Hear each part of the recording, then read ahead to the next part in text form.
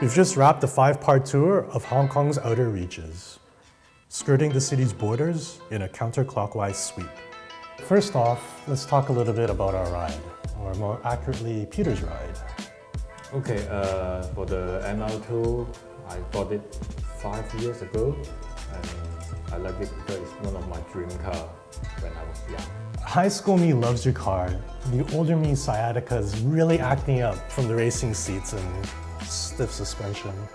Although video production me loves it because top-down's the way to go when you're selfie-sticking 360ing. Yeah, it's amazing. There's a kind of a level of irony about doing a self-driving tour in Hong Kong because, I mean, like I said in episode 1, it's one of the worst places for a road trip. It's not a great idea because parking is expensive, like really expensive, right? Like global news headlines. Rental prices are also quite expensive. It's about $100 American and up per day for like a baseline car, like a little hatchback. So it's more expensive than other countries. And also the roads can be quite challenging. Also the gas is really expensive in Hong Kong. Yeah, Peter's telling me they only sell Supreme, right? But Yeah, also the gas prices included a tax. It's almost 40% of the gas price. doesn't stop people from driving in Hong Kong. Now, if you're dead set on getting your own car in Hong Kong as a visitor, the good news is short-term visitors can rent a car, but you will need a driver's license with 2 years validity and an international driving permit. Now, if you didn't get this ahead of time, you can get it done in Hong Kong. All told, it takes about 3 to 4 days, and you do have to queue up to submit all your documents.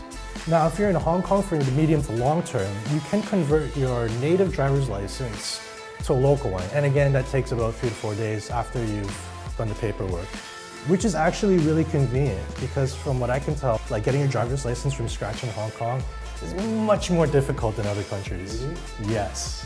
What was good? I liked Wafu. For me, Wafu is the perfect kind of day trip. It's sufficiently off the path. You would never go there unless you mean to go there. And the activities are enough variation for a pretty good afternoon. Plus, it's very IG friendly, which I believe is a prerequisite nowadays. I like the Daimoshan ride. We can have breakfast at Choi Lung restaurant. The air is fresh and the food is also really good.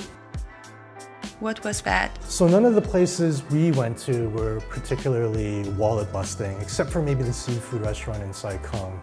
But I think what you'll find is The food in Hong Kong is generally expensive, especially compared to Myanmar. I think Myanmar was like the most affordable food-wise. Right? Yeah, it's maybe 1/3 of the price of Hong Kong.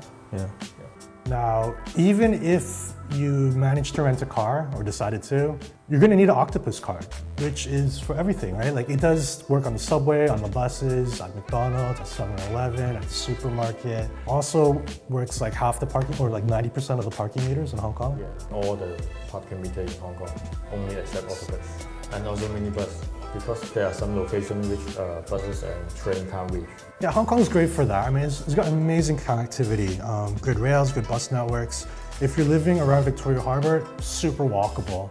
But some of the places we went to, you're going to need a minibus to access it. And it could be one heck of a ride. Thanks for watching. We hope you found some of this helpful. Where are we going next, Peter? Jiangxi province.